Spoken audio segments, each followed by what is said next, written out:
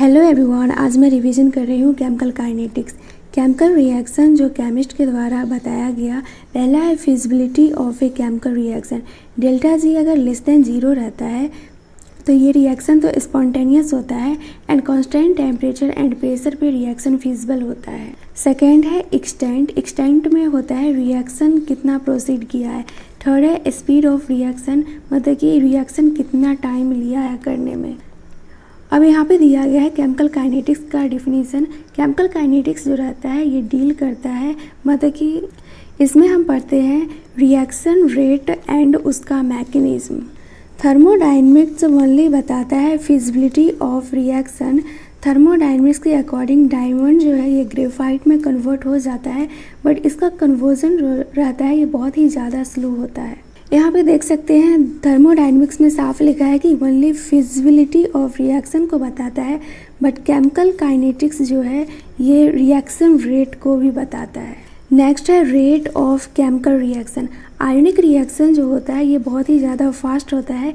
यहाँ पे एग्जांपल दिया गया है silver nitrate and plus Na2Cl, जिससे प्रोडक्ट बनता है सिल्वर क्लोराइड। स्लो रिएक्शन का एग्जाम्पल है रस्टिंग वगैरह, ये सब बहुत स्लो प्रोसेस में होता है।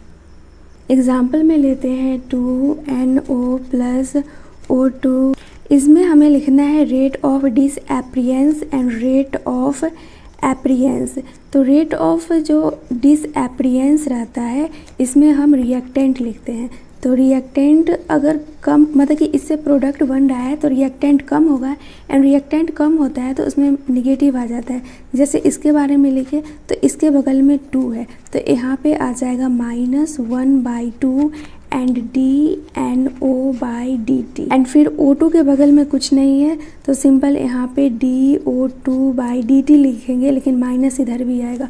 अब प्रोडक्ट का लिखना है तो बराबर लिखेंगे, एंड इसके बगल में 2 है तो नीचे करके लिखेंगे 1/2 एंड इसको लिखेंगे DNO2/dt। प्रोडक्ट में मतलब कि जो इसका कंसंट्रेशन है इंक्रीज हुआ है तो ये पॉजिटिव में होगा। तो ये जो निगेटिव वाला रिएक्टेंट है इसको बोलते हैं रेट ऑफ डिसएप्रियंस एंड इसको बोलते हैं रेट ऑफ एपिरियंस। तो वही यहाँ पे दिया गया है रेट ऑफ डिसएप्रियंस जो होता है ये -ΔR/T होता है, क्योंकि ये -ΔR जो है ये रिएक्टेंट है एंड ये T है। नेक्स्ट है एवरेज रेट। एवरेज रेट मतलब कि रेट ऑफ रिएक्शन, ΔR/ΔT मतलब कि रिएक्टेंट एंड ΔP/dt प्रोडक्ट। तो रिएक्टेंट नेगेटिव में होता है एंड प्रोडक्ट पॉजिटिव में होता है, एंड दोनों को बराबर कर देते हैं। नेक्स्ट है factor influencing rate of reaction. First है concentration, pressure, temperature, catalyst. Rate generally increase होता है जब हम रिएक्टेंट के कंसंट्रेशन को इंक्रीज करते हैं।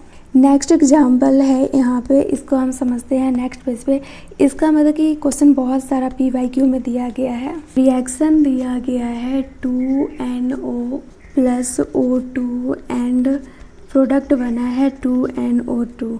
तो इसमें इसका कंसंट्रेशन दिया गया है 0.30, 0.60, 0.30, 0.60 एंड इसका कंसंट्रेशन दिया गया है 0.30, 0.30, 0.60 एंड 0.60। रेट ऑफ फॉर्मेशन जो है रेट ऑफ फॉर्मेशन वो दिया गया है 0.096 एंड ये दिया गया है 0.768।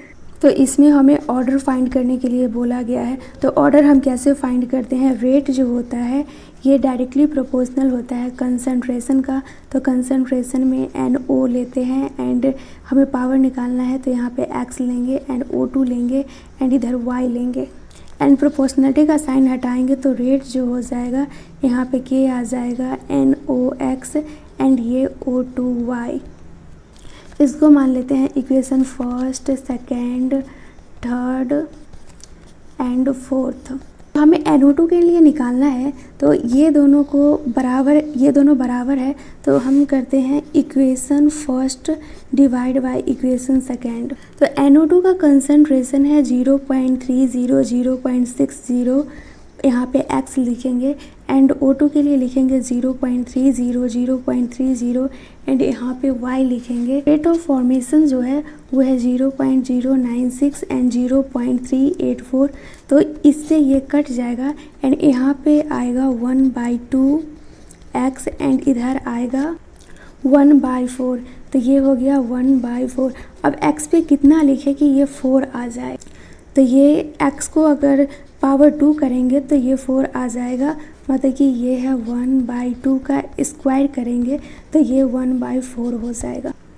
x निकल गया। अब हमें y फाइंड करना है, तो इसमें कर देंगे 0.6, NO के कंसंट्रेशन को सेम कर देंगे तो O2 का डिफरेंट आ जाएगा। तो ये हो गया इक्वेशन सेकेंड एंड ये इक्वेशन फर्स्ट। तो अब हमें डिवाइड करना है इक्वेशन सेकेंड को एंड इक्वेशन फोर्थ को।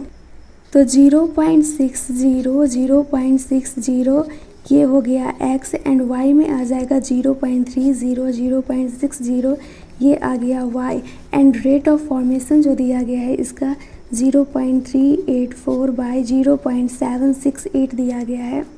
तो ये तो कट जाएगा, ये 1/2 होगा एंड ये भी होगा 1/2, मतलब कि यहाँ पे 1/2 y होगा एंड बराबर 1/2 होगा। तो y को कितना लिखेंगे, जो 1/2 आ जाएगा तो y को 1 लिखेंगे तो ये 1/2 हो जाएगा। तो अब हमारा ऑर्डर आ गया है।